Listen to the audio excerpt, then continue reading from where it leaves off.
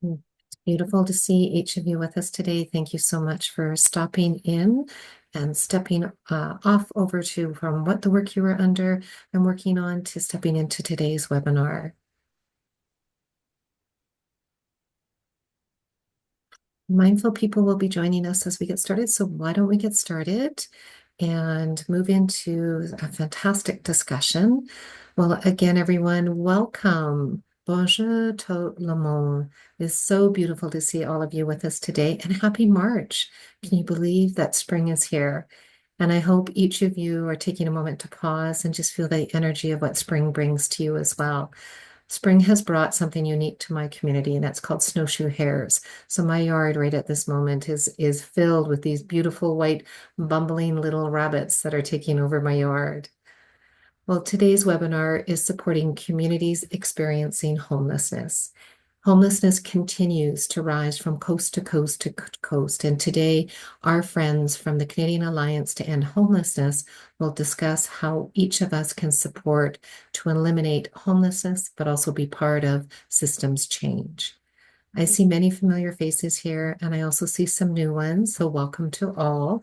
And I'm very much looking forward to spending the next hour with each of you. And for those of you that I've not met as of yet, and this may be the first time to connect, my name is Tracy Vavrick, and I'm a member of the CFC team, and it's my absolute pleasure to welcome each of you to today's discussion. Please do take a moment and introduce yourself in the chat. This allows for each of us to get to know each other and to also just to feel, again, what that important piece is build a sense of belonging together.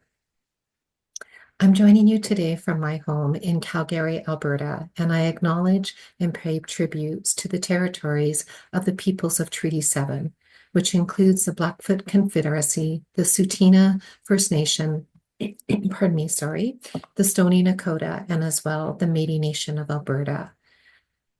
I am grateful for the lands of where I sit today, and I also respect the history.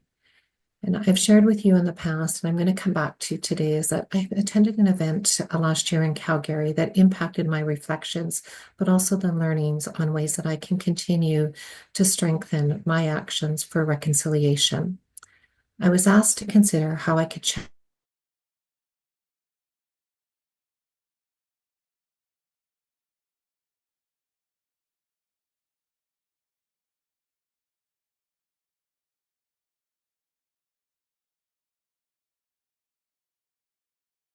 of our collective commitment to be the braid together to build an inclusive and caring future of peace, of friendship, and of understanding. And I appreciate each of you for your commitment to exploring ways that you can strengthen your braid, your foundation, and as well your community. So before we dive into our webinar, I just would like to review a few housekeeping details with you. We are in meeting mode of Zoom, and this allows for us to have dialogue. So please do keep your microphone muted during the presentation, and we'll have an opportunity to hold discussion later on in today's webinar. But we are very excited to learn and to hear your questions. So do take a moment to pop your questions into the chat box, and we'll be incorporating and collecting your questions as well. This session is available in 2 languages, in both English and in French. And to access the French and the English interpretation, you'll see 3 dots at the bottom of on the right side of your screen. So once you click onto those 3 dots, you'll find the interpretation option. Please select your language of choice in that interpretation option. You'll also be able to access the slide deck today in both English and in French. So if you go to the very top of your Zoom screen, you'll see in the black area at the top where you can select between the 2 tabs. One is titled from the English slide screen, and the other is in regards to our Francophone set of slides for you. So please do select your preferred language for the slides as well. Now, I'm very excited to step in and to welcome our speakers for today's session. It is an absolute honor to welcome 3 people that are joining us from the Canadian Alliances to End Homelessness, as well as a Community Foundation member. Today, we are joined with Elisabeth Hazell. Welcome, Elisabeth. Anna McGregor And I know we have Andrew on there too as well. We just weren't unfortunately able to get his picture onto the slide for you today. So just to give you a little bit of information on who's joining us today, Elisabeth is a certified fundraising executive with nearly 20 years experience of raising funds for social, environmental, and cultural causes.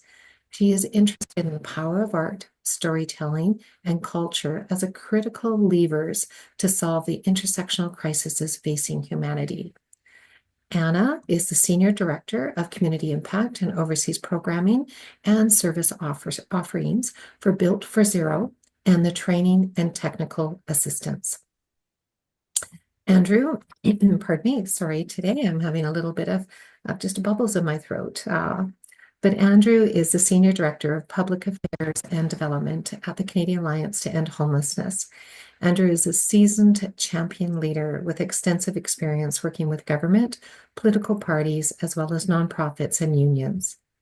And we're also very honored to be welcoming Laurie Edwards, who is the Executive Director of the Banff Canmore Community Foundation. Laurie is very passionate about philanthropy and inclusive community and collaborating to achieve shared aspirations. It is an absolute honor to have each of you with us today, and I'm so excited to be able to turn today's webinar over to you. Welcome to each of you.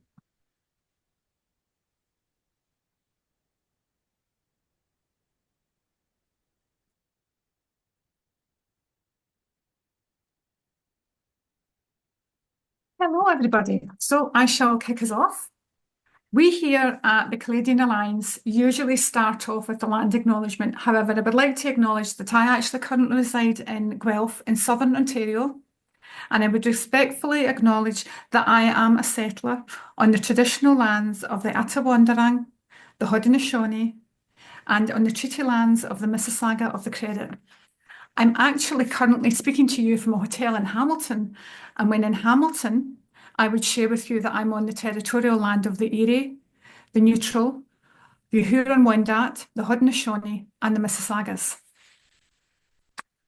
Next slide, please. So what do we do at the Canadian Alliance?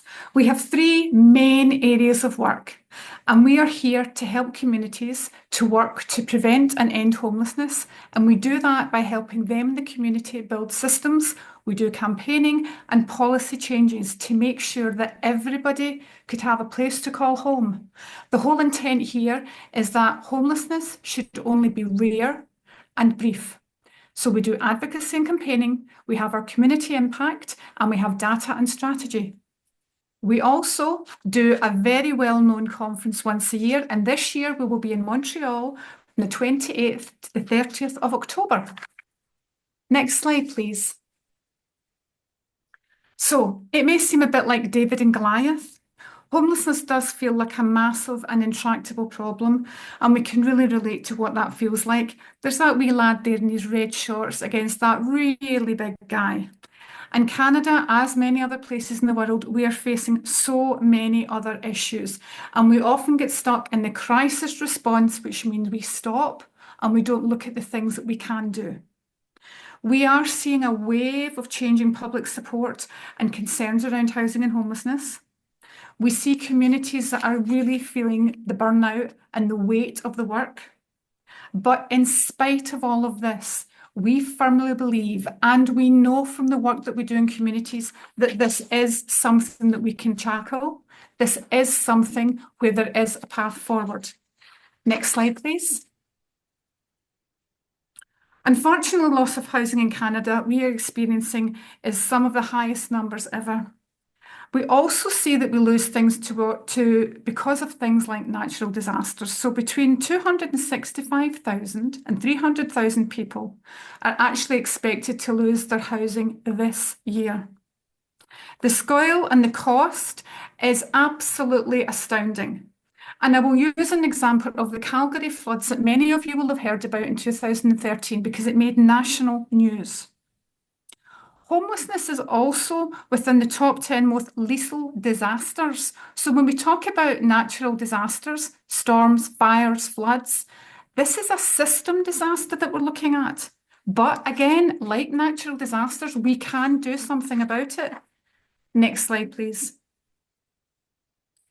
One of the things that we must and share with everybody is that homelessness is not caused by mental illness, addiction, even geography.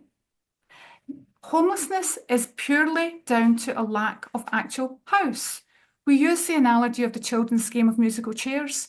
When you've got children playing musical chairs, the reason that not all the children have a chair is because there's not enough chairs. So in this work, it's about not being distracted and being focused on housing being the main thing that addresses homelessness. Next slide, please. This is a wonderful book, and this book puts it far more eloquently than I could. A lot of research was done, and it literally says in a nutshell, it's not about just money, it's not about mental health, it's not just about addiction, it's not just about weather, it's not just about your geography. When they studied homelessness all around the States, which is very similar to us in many respects, they kept coming back to the lack of proper, affordable housing for folks. So when we're working in this field, it's always bringing it back to housing is one of the things that we must focus on. Next slide, please. Why has it been such an issue? The scale of homelessness hasn't always been that way in Canada. You will all know that from your own personal experiences. Look what happened in the 80s and then in the 90s for political policy. In the early 1980s, Canada was building around about 25,000 units of social housing. After 1996, that investment dropped to nearly zero. Now, there are different stats from all around the world, but if you're wanting to look at what you would have for social or community housing in a community, it should be in the ranges of maybe 13 to 18% of your housing stock. And as many of you will know, that is far from what's happened. Next slide, please. So, how do we end it?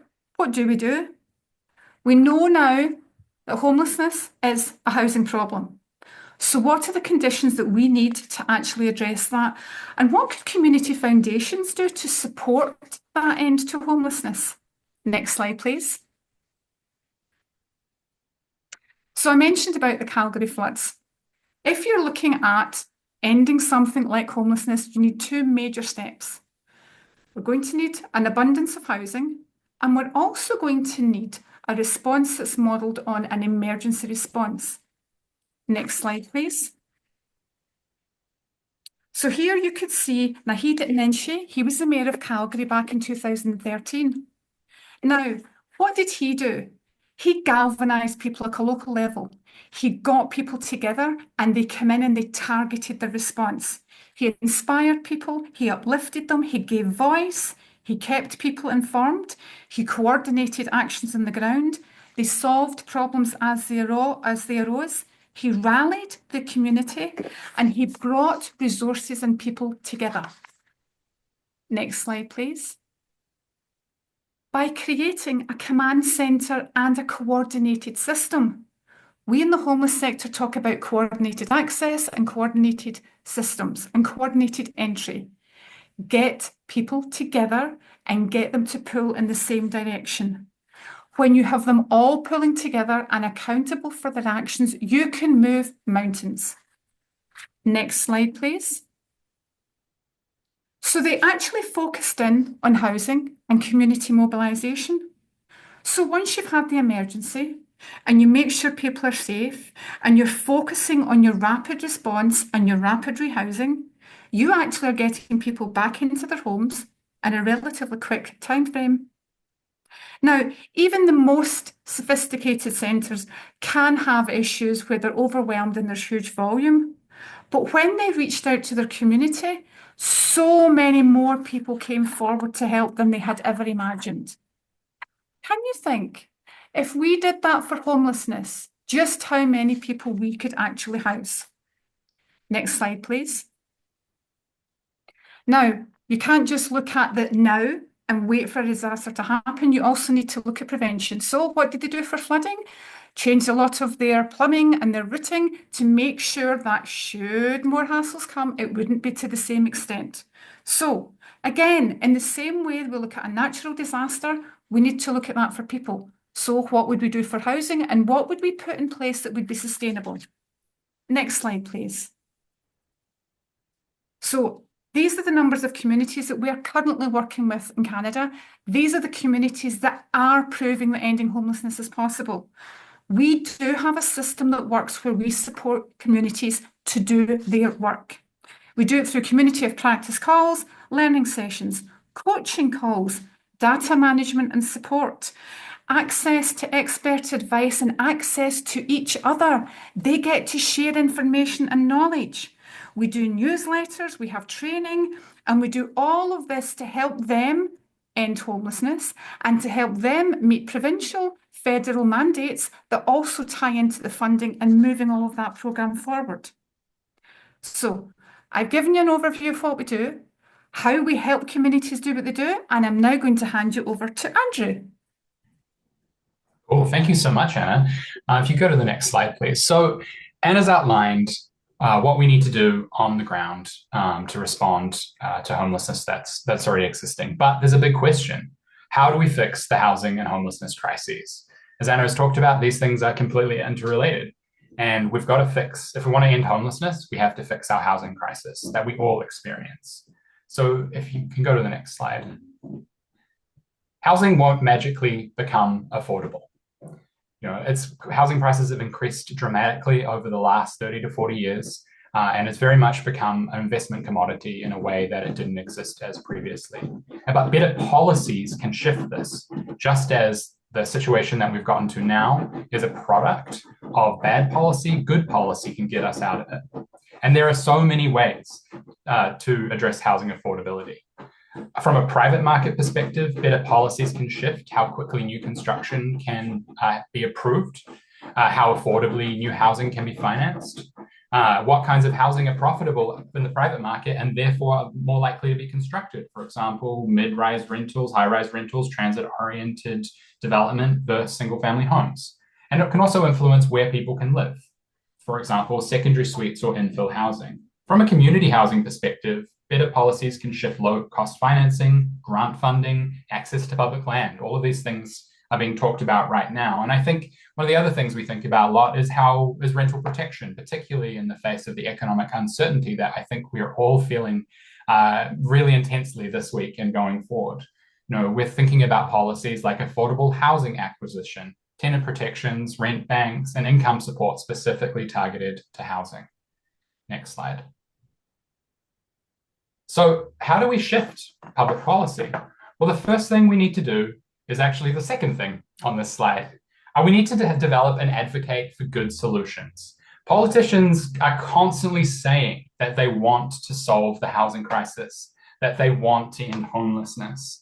And we know from public opinion polling that there is a real empathy for people experiencing homelessness and the housing crisis. And people and politicians really want to help. And I've worked over my career and met many, many, many politicians all around the world. And, I know that they want to make, many of them, not necessarily all of them, but many of them want to make a difference that really impacts their community. But, I actually wonder if they don't know what to do.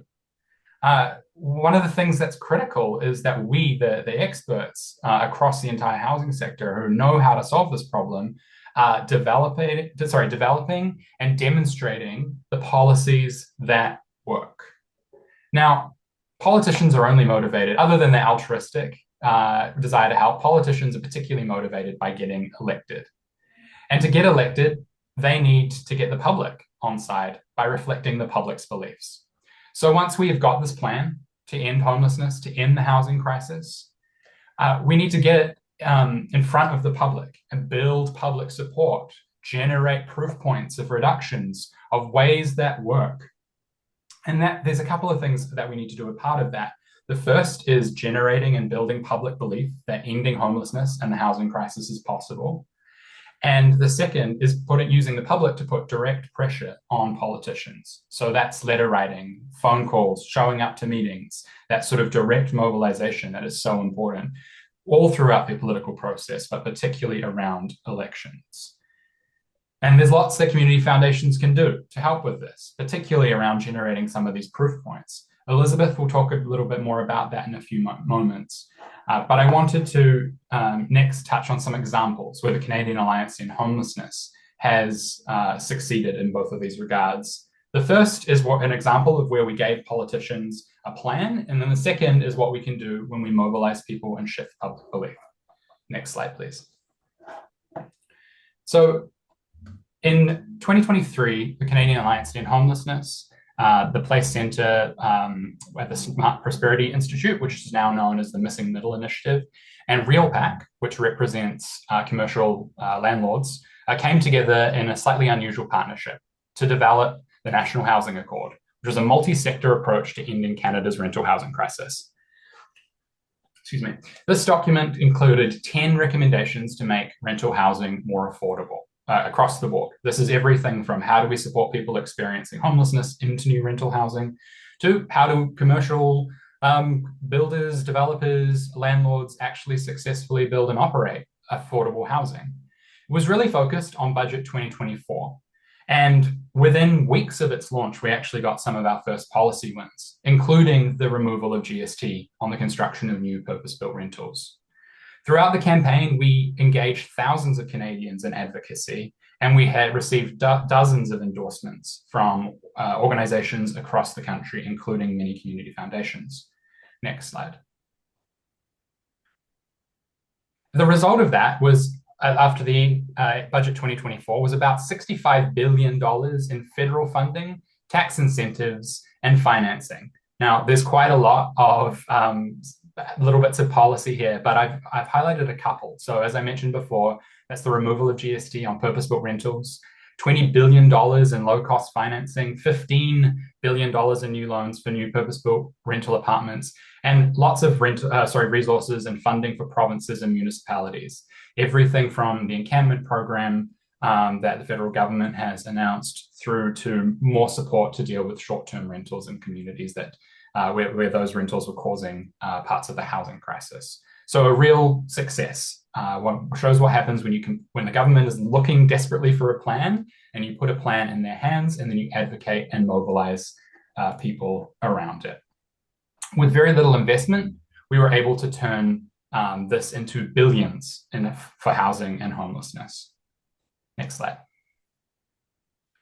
Now, this is a more recent example from the fall of last year or early winter of last year. So there was, Doug Ford announced a plan to basically criminalize encampments in Ontario.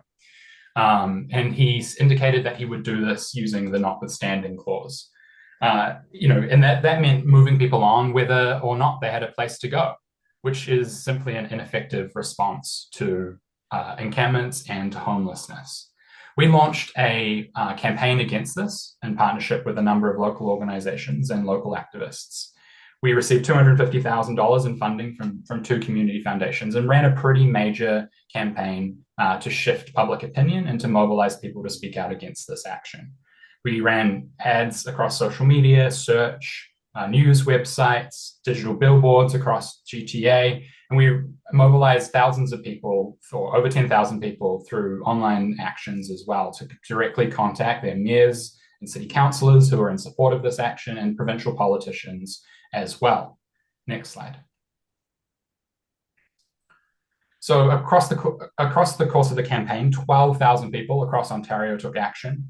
The campaign reached 750,000 Ontarians with 5 million ad impressions, and we drove media coverage through targeted public opinion polling.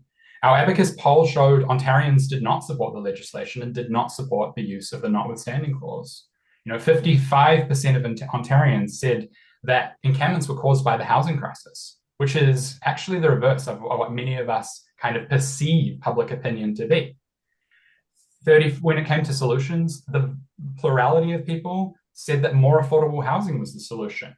And only 12% supported actions like encampment evictions and more police and enforcement resources being used on homeless people. And when it came to the notwithstanding clause, 40%, which again is the plurality of folks, were opposed to it, with 30% supporting it and 30% not being sure, which largely mirrored at the time support for Doug Ford across the province. At the end of the day, legislation was not passed before the election.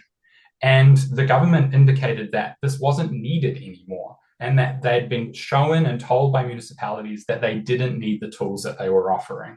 However, 2 weeks ago, I think, just before the provincial election last week, the PC party did include a commitment to bringing this legislation back in their platform.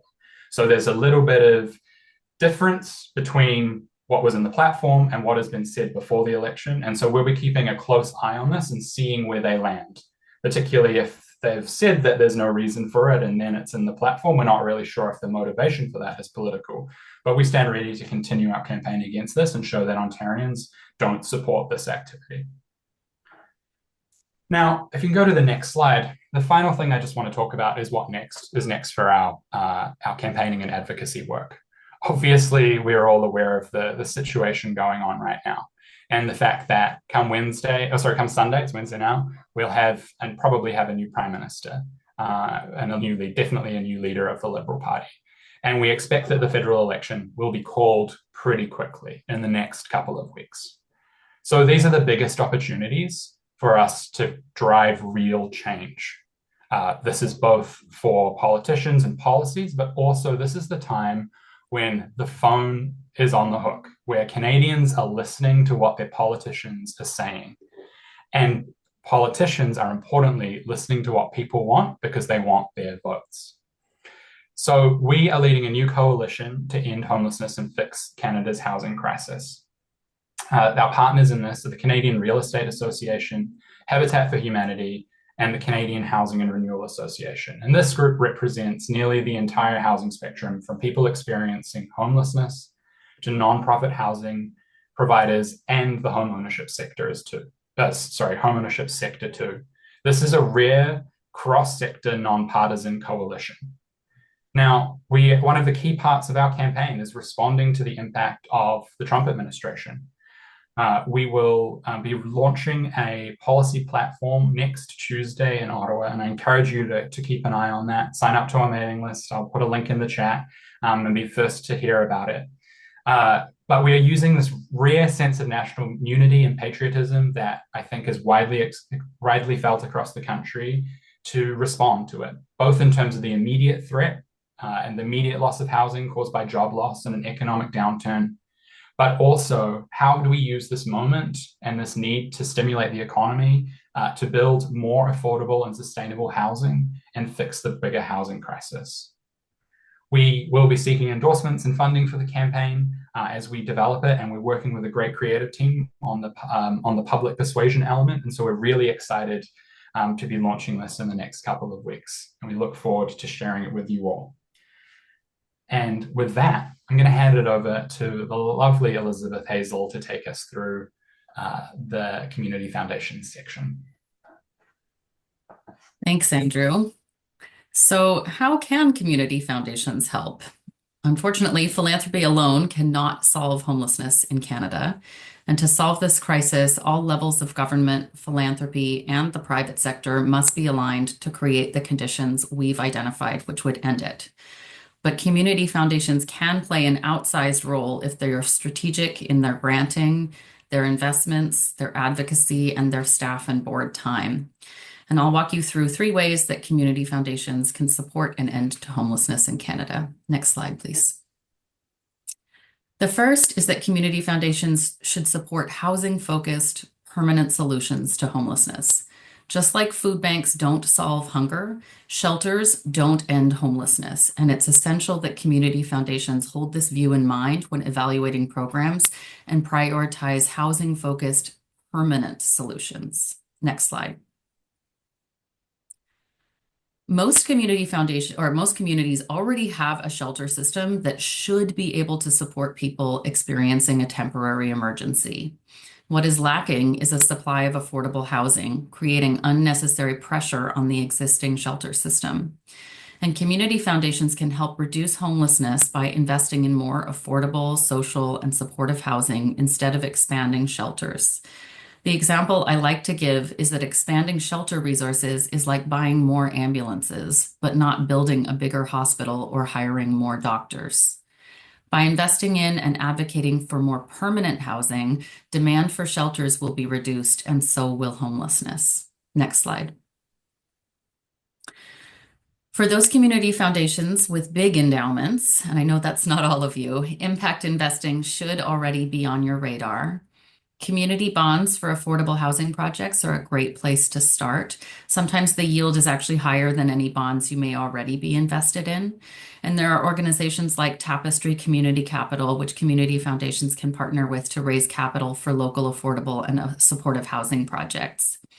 And similarly, it's worth examining where your endowment is currently invested and ensuring that your values are aligned where you're invested. Next slide, please. The next thing that community foundations can do to support an end to homelessness is by helping to build coordinated, data-driven homelessness systems. You can't solve a problem that you can't see or measure, and community foundations can support a shift from point-in-time counts, which are really just a quick snapshot in time, to a fully coordinated system which uses shared real-time by name data so that you can truly understand the problem. Next slide. All of the communities which have reduced homelessness in Canada and elsewhere have done so because they have a coordinated system with real-time by name data in place. Community foundations can support investing in this shared data architecture, and the data needs to be shared across the community and all the organizations that are serving people experiencing homelessness or at risk of it, so that there can be a single source of truth of what's happening in the community. And then that data can be used to make strategic, targeted investments, which produce measurable reductions. You can go from, we need more housing, to we need 27 units for women with dogs or families or et cetera. You can actually target your investment to the very people who are experiencing the problem and put them at the center of the system. Next slide. This is brand new, and some of you may have heard of this, but some of you may have not. The Canadian Alliance has partnered with the federal government to administer the Homelessness Reduction Innovation Fund. This is a, excuse me, a $45 million fund, which will be distributed in waves of funding over the next 3 years. And the first round of applications is currently open for expressions of interest, and they're due March 21st. It's a really easy application. These will be flexible funds for communities to test solutions to reducing homelessness. And only communities with verifiable real-time data can apply, because success or failure has to be measured in real time. So community foundations can support organizations in their community to apply for this funding by ensuring that they have the shared data architecture needed to measure homelessness in real time and to be able to measure the impact of these grants. And since this is brand new, maybe I will just get Andrew or Anna to put the link in the chat, because we didn't have this ready for these slides. But to find out if your community is eligible, you can go onto that link, which is caeh.ca /homelessness-reduction-innovation-fund. And we will have information sessions in English on March 10th at noon Eastern Time, and in French on March 11th at noon Eastern Time as well. Next slide, please. Community foundations can also act as effective conveners. Many of you are already collecting vital signs data, giving you unique insights into the problems facing your community and deep relationships with your grantees doing the important work to address these challenges. Community foundations can leverage these relationships by holding space for difficult conversations, bringing together donors, grantees, business community leaders, in order to get alignment around shifting away from managing homelessness and towards employing strategies that end it. So if your community is not using data-driven approaches to ending homelessness, you can bring partners together to chart a course for success. Or if your community is already using real-time data, you can hold space for leveraging that data to identify the strategic targeted investments which will drive reductions in homelessness in your community. And community foundations can also convene space for nonprofits to identify shared policy goals. So if there is a policy that is stopping more affordable housing from being built in their community, you can hold space for those conversations. And many of your grantees are already doing the important work of responding to the emergency and don't have time to advocate for these changes, or may even fear advocacy against a government that provides them with a lot of their operational funding. So community foundations can hold a unique role in these policy conversations. Next slide, please. Homelessness is a very complex problem, but there are best practices for ending it, and some community foundations have played a role by providing training and education to their grantees to ensure alignment across organizations and reduce the cost of professional development for their grantees who might otherwise have to travel.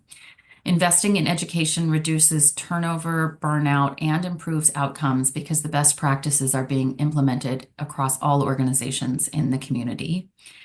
And of course, you can also be educating your donor advised fund holders. Donors don't always know what's best, and many have been conditioned to look for cents per dollar to the cause and may not understand the value of investing in things like education, policy advocacy, or permanent housing solutions. So, this is another way you guys can act as educators. Next slide, please. And lastly, one of the most impactful ways that community foundations can have an impact is by investing in policy change and advocacy. We've already spoken about the importance of advocacy and policy change, but community foundations can be doing more than ever due to changes in the Canadian law. Next slide, please. So let's talk about the fear of lobbying. For many years, charities and foundations were restricted in how much lobbying and political activity they could do. And most foundations and charities continue to avoid engaging in the political process because of these historical restrictions. But these restrictions have been lifted, and homelessness will not end without policy change. Right now, community foundations and philanthropists' resources are being depleted by papering over broken systems that we need to invest in fixing. Next slide. In 2018, Canada Without Poverty won a challenge to the Income Tax Act, which struck down provisions that stifled charities from engaging in public policy dialogue and lobbying. And so now community foundations can both engage in advocacy and fund unlimited advocacy as long as it is nonpartisan. So obviously you can't be granting to political parties or organizations that are explicitly endorsing one political party or candidate, but you can fund unlimited advocacy for policies. And now that these changes have occurred, it's really essential that community foundations make policy change a part of their homelessness strategy so that your funding isn't wasted on filling gaps in broken public systems. And further, the voices of philanthropists, community foundations, and other leaders associated with those foundations bring a credibility to the lobbying that organizations alone do not hold. So please don't be afraid of engaging in advocacy. Now, more than ever, your voice is needed. And I think, next slide. Yes, that is all from the Canadian Alliance to End Homelessness. These are our email addresses if you would like to reach any of the three of us. And thank you so much to the Community Foundations of Canada for inviting us here today. Wonderful. Thank you so much, Elisabeth, Anna, and as well, Andrew. This was a fantastic discussion so far. I'm now going to move us over to Laurie Edwards, who's going to share with us some of the lived experience and the actions that the Banff Canmore Community Foundation is undertaking. Laurie, welcome. Again, it's so beautiful to see you. I'd love to now move over to you, Laurie. Sure. So I haven't kind of prepared a presentation, although I understand that you'll be sharing the housing report that we created, which is the vital signs report focused on housing.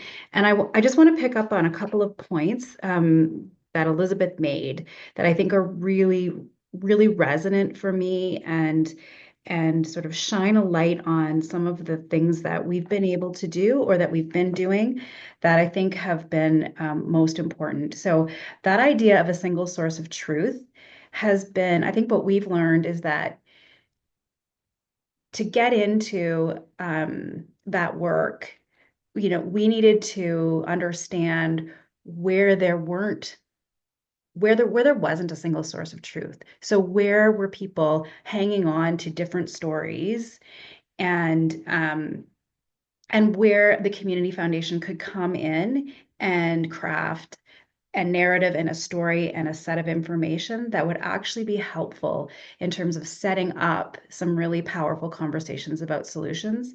And so for us, one of the big questions that we heard from folks that were in our community doing housing work in some way was a question of, is all of that is being planned right now by the various housing providers, the various folks that are planning to build new units. Is it going to be enough? We found that that was holding folks back because there has been this flurry of activity, and a lot of people were sort of thinking maybe we've got enough on the books. Like, sure, we're not going to see the results tomorrow, but we know that the Y is building them, and we know that the town of Canmore is building them, and we know that the town of Banff is, we know that there's some private developments that are going to have X percentage of affordable units. Is it enough? So one of the biggest things that we undertook here in the Bow Valley, and I should say I'm currently in Banff today in Treaty 7 territory, and our foundation covers all of the Bow Valley, which is from Minithne at the corner, at the kind of edge of Calgary through to Lake Louise. And what we found is that it is not enough, not even close to enough. And that was probably the single most powerful message, because it also allowed us to focus attention on building capacity for more to be done. And, the other thing that we found is that, there's a lot of barriers around cooperation in this space for very good reason. Housing projects are expensive. There's a lot of uncertainty. The timelines are enormously long. They're complex, and so collaboration and cooperation in the space is very hard. And one of the things that was holding that back is that people didn't know if they had to try harder to do more. But also we didn't, we realized that the existing organizations in our ecosystem that feel housing is in part their responsibility, if they completely built out to their full capacity for the next foreseeable future, that's not enough. So we need to actually build up other organizations. We need to look at organizations that think that maybe they have a role to play in housing. So other nonprofits that think, could we build housing when we're doing this kind of a building for our staff? Could we, are we the kind of organization that maybe could contribute to solutions? Our role has beginning to be the organization that says, yes, you should, and how can we support you to do it? And I feel like, so that's kind of taken us to another place where I'm feeling another set of barriers, which is around the municipalities being able to make space for other actors in the system. And that's, I think, something that now I feel like we're grappling with in new ways to really think, how can municipalities remove barriers and create more certainty so that different kinds of organizations can get the green light they need, can see a clear path to being able to bring a potential project to fruition. And municipalities, there's a lot caught up in here about who owns the land, who controls the land, who controls the long-term assets. So making, like, municipalities making space for other organizations to do that, I think has become kind of my focus, and helping those municipalities realize that they also have constraints. There's only so much they can do. Yes, they should do as much as they can, but they've got debt limits, and they've got financing constraints, and they have operational constraints. And so they need to be able to make space for other organizations to do the pieces that they can do. So that's been kind of my latest kind of, I don't know, it's just starting to almost be an insight that I think is clear enough that we can kind of do something with it. But another couple things I would pick up on is the role that community foundations can play in innovation. So often what I find in this space is that we can be the organizations that can test a new model without having to create competitive and kind of create other problematic systems, because housing solutions tend to be so long term, and so you can people can be a little stuck. They can't try things. They can't be creative. They can't try something because there's just too much at stake. So one of the things that we've raised some money from some private donors to do is to pilot a new model where small businesses and nonprofits can pool their housing needs to build some solutions at scale. And if we can help to incubate that model without feeling as though we need to then own that or continue to operate that, if it is indeed viable, then we can do something that can be scaled up and can be taken forward by another organization that has a mandate to do that, which is beyond what a community foundation can do. So we can create these spaces for innovation and we can try things.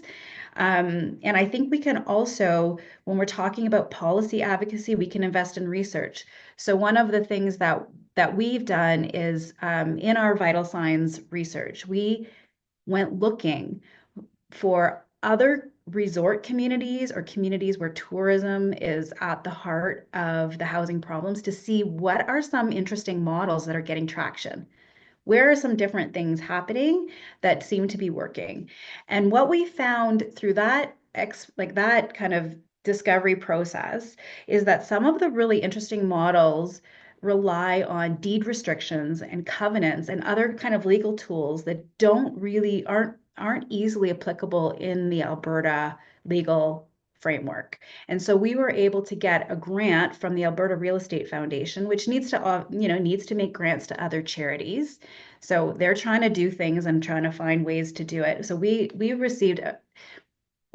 continue to receive some significant grants to be able to commission some research into what kind of policy recommendations might we be able to advocate for, or what are some tools that might work within the Alberta system that either aren't well known, aren't well understood, or require some other changes to be able to make them work. And so I think that's really interesting and exciting and can be a part of shifting the overall system here.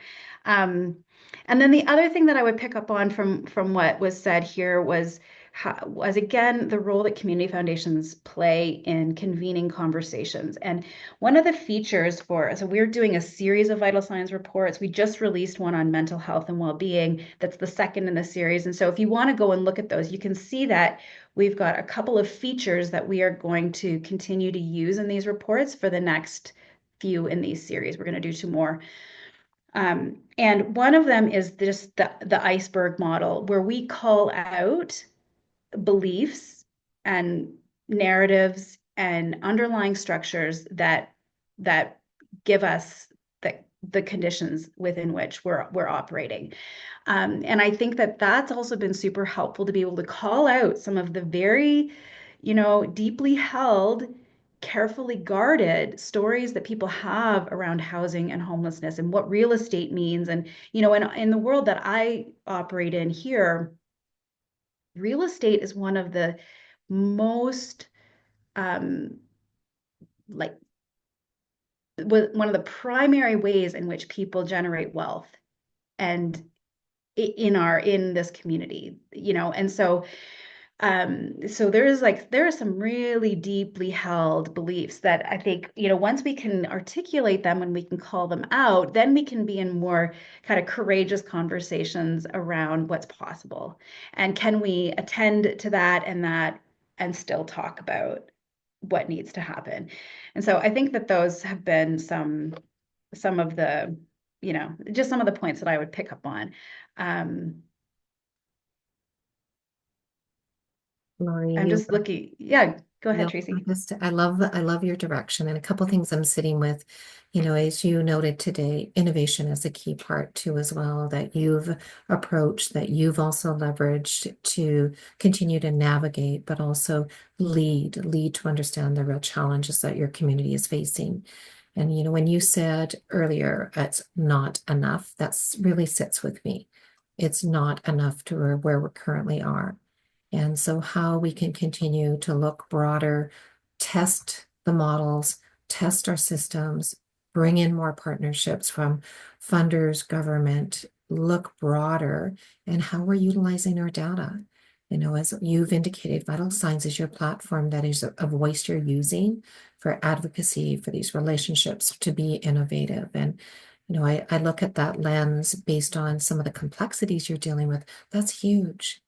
And so as you think of we're getting ready to close off for today, but as we're getting to ready to close, Laurie, what would one area that you would say to community foundations is really important that they leverage as they continue to navigate this challenge in their communities? Because we know it's worldwide and nationwide at this time. What's one word of or one direction that you would say, this is what I recommend you do? I think just keep pushing. Especially when we began our to step into questions about housing, we had a lot of folks push back to say that it's not the space of a community foundation. We're not housing providers. We're not, what do you know about housing? Because housing is very complex. And so I would say don't be discouraged, figure out what is the gap in your community that you can, exactly the things that are talked about today are all the different spaces that we can push into. And what I've learned is that it is very unique to each individual community.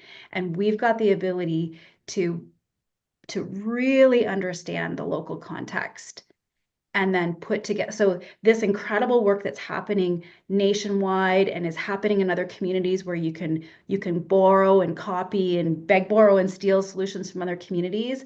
Community foundations have a role to play in understanding the specific context within our communities.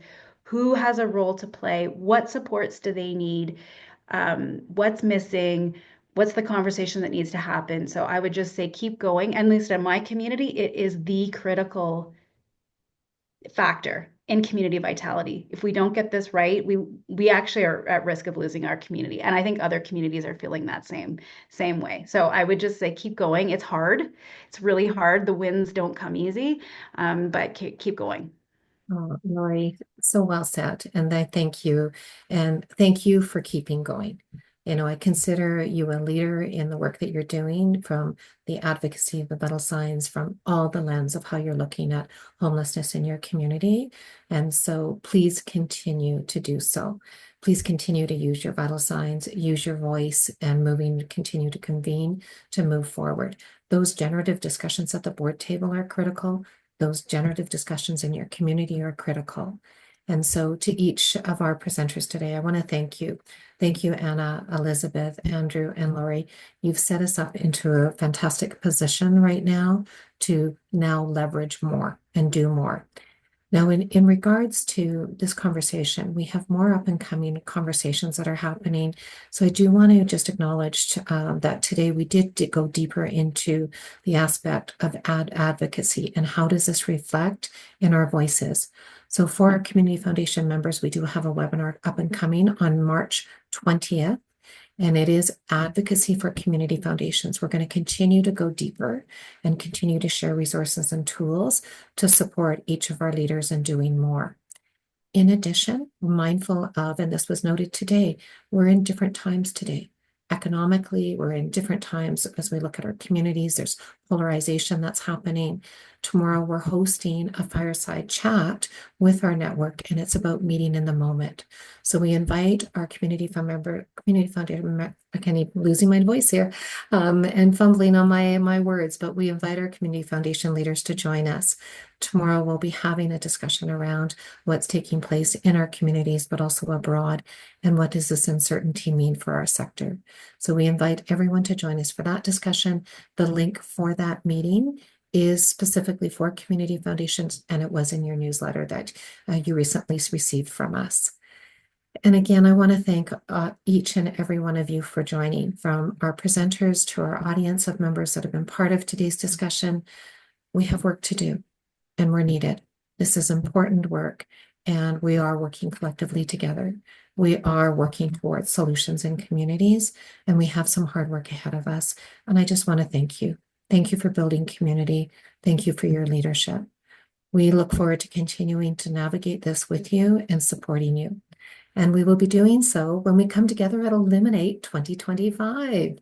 So we invite everyone to ensure that they just, mark your calendar, register now if you haven't done so as of yet, You'll be joining us to dive deeper into discussions as we have today and so much more. You'll be inspired and you'll be empowered, and you'll be also convening and networking with your beautiful peers, which is such a gift in our leadership role because we learn and share together. So we look forward to seeing everyone at Illuminate 2025 as well. And so as we get ready to leave today, I just want to again express my gratitude for each and every one of you. You've shared so much. We have work ahead of us, but I know this team and so many others within our network, we're on it. So thank you, thank you, thank you. Okay, take care, everyone. Yes, big hearts.